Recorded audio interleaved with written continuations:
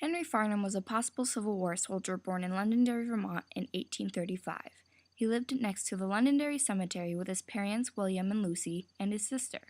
It is likely that Farnum and his family were religious like many other soldiers and their families were at the time. Because there weren't many buildings which made small amounts of jobs available during the 1850s and 60s, farming was a big part of the community that Mr. Farnum would leave behind for the war. This means that he was probably a farmer. Also, because of this, people in the community, including Farnum, would mainly obtain their necessities by trading with a vendor who would go door to door. If Farnum went to war, he would also be leaving behind schoolhouses that learned about the Bible and that would teach different grade levels all at one time. 3 months into the war, Farnum moved to New Hampshire with the Fuller family.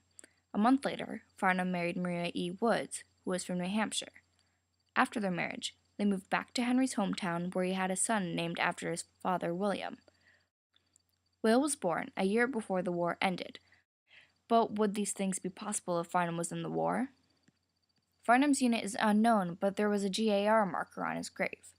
GAR stands for Grand Army of the Republic.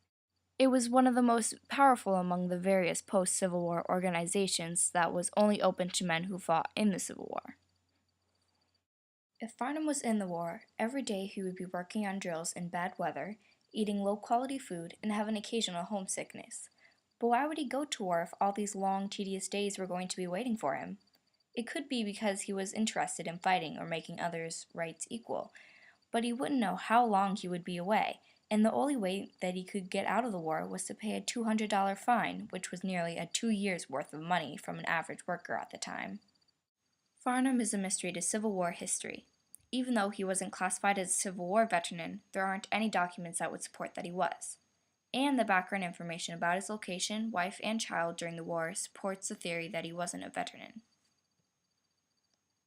Henry died on July 19, 1874, at the age of 35 as a Civil War veteran. But now I question if this was the case.